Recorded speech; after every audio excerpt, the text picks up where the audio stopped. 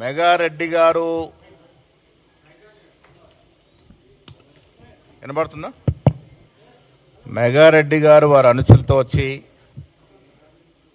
వారు ఇవ్వాల్సిన రిప్రజెంటేషన్ ఇచ్చాము. చెన్నారెడ్డి గారు మాట్లాడిన క్లిప్పింగ్స్ కూడా తెప్పించుకున్నాము. చెన్నారెడ్డి గారు చాలా సీనియర్ మోస్ట్ కాంగ్రెస్ నాయకులు. యువజన కాంగ్రెస్ అధ్యక్షుడికి మొదలుకొని మంత్రిగా, ఇవాళ ప్లానింగ్ బోర్డు చైర్మన్గా రకరకాల పదవులు అనుభవించినారు. ఇప్పుడు పదవిలో ఉన్నారు కూడా. సీనియర్ మోస్ట్ నాయకుడికి అన్ని రకాల గౌరవం ఇస్తా ఉన్నాం కూడా.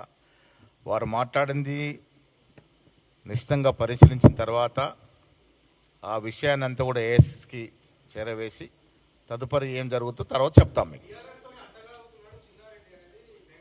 సరే, మెగారెడ్డి ఇవ్వాల్సినటువంటి ఆరోపణను వారు ఇచ్చినారు.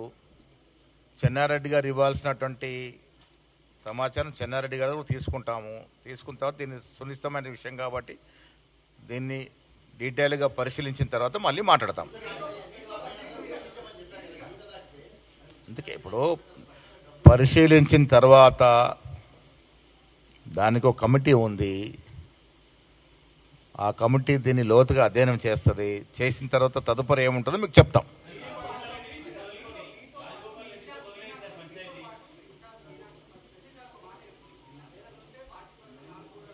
ఎస్,